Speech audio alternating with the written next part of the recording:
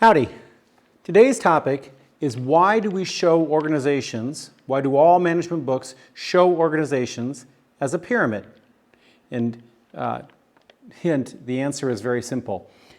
At the top, there are very few people, and every layer of management you go down, there are more people. So I'm giving you the answer to that right away.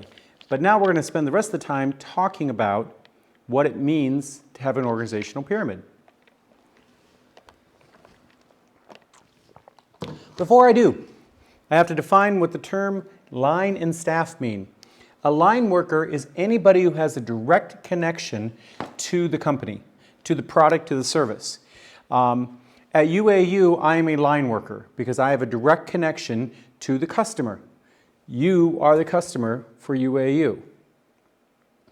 Staff people are people who play very important roles. They support the functions of the company. So most of the people who work in the Crescent building of UAU are staff. What they do is extremely important, but they do not have direct contact with the customer or the product or the service. So line workers, direct connection to the product or service, direct connection to the customer. A staff worker is somebody who's very important, but they're supporting the function of the company. So again, the Human Resources Department of UAU is not something that most of you as students will ever have any contact with. But it's very important for me because they are the ones who make sure I have health insurance and make sure that for people who have kids in school that stuff is all taken care of. So it's a very important function, staff and line. It's just that usually if we're talking about line workers, it's people who have direct contact with the customer, with the product, and staff is in a supportive role for the company. Now, some other terms you need to know, or how we refer to management in general. People who are at the very top, and I'll define CEO in a minute, but the CEO and president at the very top, okay? Usually it's one person, sometimes two. Then you have the level next layer right below that are the top management, and these are usually people with titles like vice president and so forth. They're high up in the company. Middle management, and then below them are the first line staff, line or staff managers. So the people who are just above the line and staff workers. So hope that's all clear. When we refer to a line manager, we're referring to somebody who's managing people who have direct contact with the customer or the product. And a staff manager is somebody who's managing staff. Okay?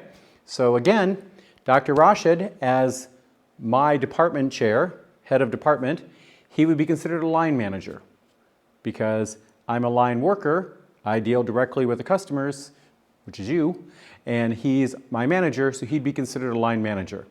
The management within the Crescent building would be considered staff management. Okay?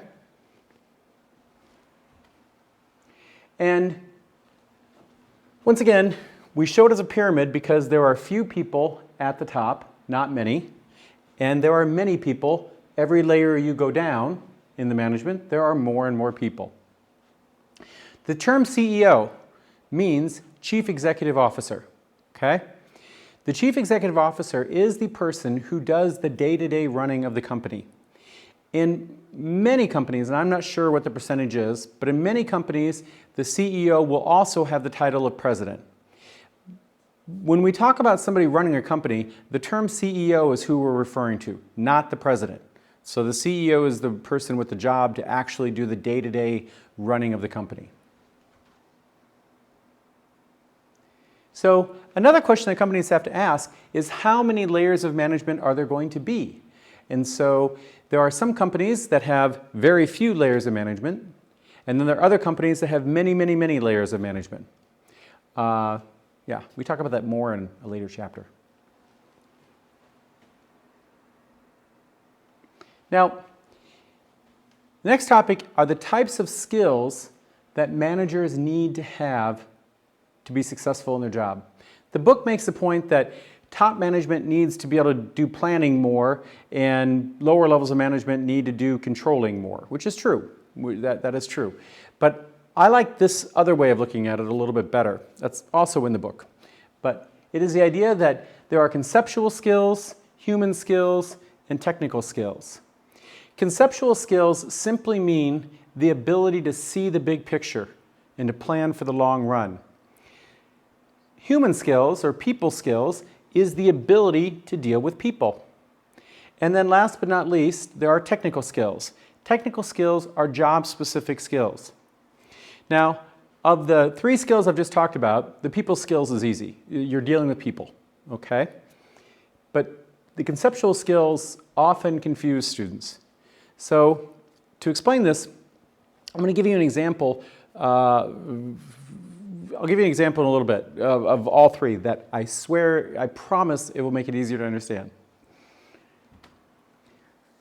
The book makes the point that people in top management need conceptual skills the most, and middle management needs people skills the most, and lower levels of management need technical skills the most. Here's why. When I was your age, I went to a talk that was being given by the CEO of the largest bank in my state. And so he was the top guy at the largest bank. And he was talking to a group of college students. I was in college at the time. And he stood in front of us and he said, I can't do 95% of the jobs at my bank. He said, if somebody comes in and they want to borrow money, I don't know the paperwork for that. If somebody comes in and they want to deposit money, I don't know how to do the paperwork for that. If somebody wants to invest in a business, I don't know what the paperwork is. And I was sitting in the audience and I was like, they pay you? You can't do all these things, but they pay you? And he went on to say that as the CEO, he's not getting paid to know how to deposit money. He's not paid to know how to do what are basically technical skill jobs. What he's paid to do is to do the conceptual thinking for the company. The conceptual thinking is where you're planning for years ahead of time. And so that, for top management, that's what they need the most, planning for years down the road. On the other hand, the book makes the point that the lower line managers and staff managers are going to need to have technical skills the most. An example of this one. Back in the US, I have a good friend who manages computer programmers. Okay? She is a computer programmer herself. And so she's a computer programmer. Denise has 7 employees who report to her. And it's very important that she be good at computer programming herself, because if any one of the people who reports to her says, this is going to take me 2 weeks to do. If she were not a computer programmer herself, the best she could say is, okay, I hope you can get it done. As a computer programmer, she's able to say, no, that's not going to take you 2 weeks. That's a 2-day project at most.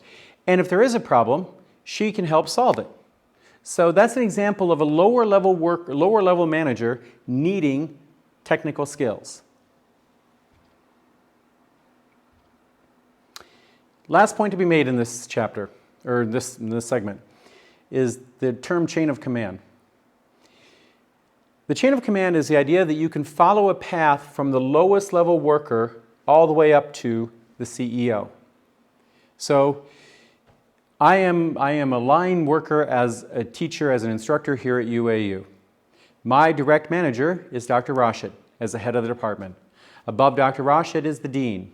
Above the dean is the provost. Above the provost is the vice chancellor, and above the vice chancellor is the chancellor. That is the chain of command at UAU. Okay? Every company should have a chain of command that you can go from the lowest worker up to the top worker. So in review, management is shown as a pyramid because there are a few people at the top and more people at the bottom. Conceptual skills, the ability to see the big picture. Human skills, the ability to deal with people. And technical skills, the ability to have some job-specific knowledge. I think that's all you need to know. I hope this has gone well for you. See you in the next video.